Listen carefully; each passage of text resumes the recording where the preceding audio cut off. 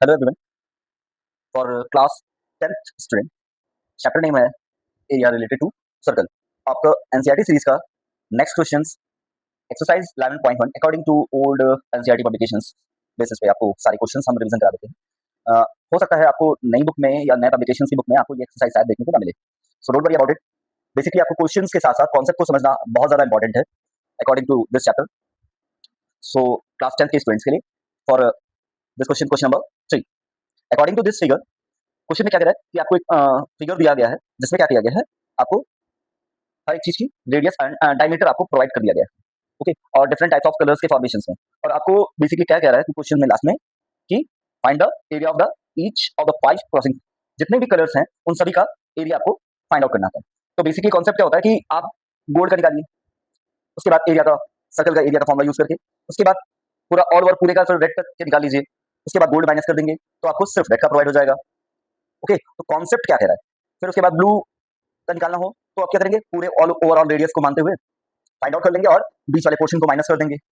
फिर ब्लैक तक का पोर्शन तक का आप रेडियस प्रोवाइड करके उसका एरिया फाइंड आउट कर लेंगे। उसके बाद बाकी ब्लू तक के रेडियस जो एरिया आपको प्रोवाइड हुआ है उसको माइनस कर देंगे। इसी तरह आपका ओवरऑल हर एक पार्ट्स का आपको एरिया प्रोवाइड हो जाएगा। सो अकॉर्डिंग टू सोल्यूशन सब देखते हैं। जैसे कि आपको first of all radius provide कर दी गई है फर्स्ट सर्कल की, ठीक है, गोल्ड, ठीक है। अब इसके बेसिस पे आपको रेडियस के बेसिस पे आपको एरिया प्रोवाइड हो गया। आंसर एरिया का फॉर्मूला आपको बताइए, सर्कल का एरिया का फॉर्मूला। उसके बाद नेक्स्ट रेडियस क्या होगी आपकी, R2 होगी, जो क्या कह रहा है 10.5, ये क्या हो रहा है, and other bound the width. इसकी हर एक सर्कल की विड्थ जो है वो भी 10.5 है। इट मींस रेडियस क्या हो रही है, हर बार डबल होती चली जा रही है। ये कॉन्सेप्ट हो गया बेसिकली।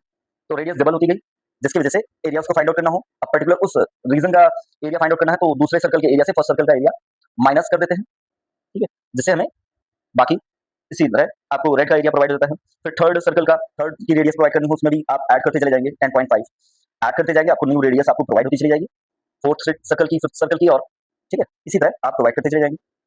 उसके बाद तीसरे नंबर पर आपका आता है ब्लू, ठीक है। अब ब्लू का एरिया फाइंड आउट करने के लिए थर्ड पूरे सर्कल का और टू सेकंड सर्कल से माइनस कर देंगे, एरिया माइनस किया, ब्लू का आपको रेडियस प्रोवाइड हो गया। ब्लैक का प्रोवाइड करना हो तो ओवरऑल फोर्थ का फाइंड आउट करके थर्ड वाला माइनस कर देते हैं तो आपको ब्लैक का प्रोवाइड होता है।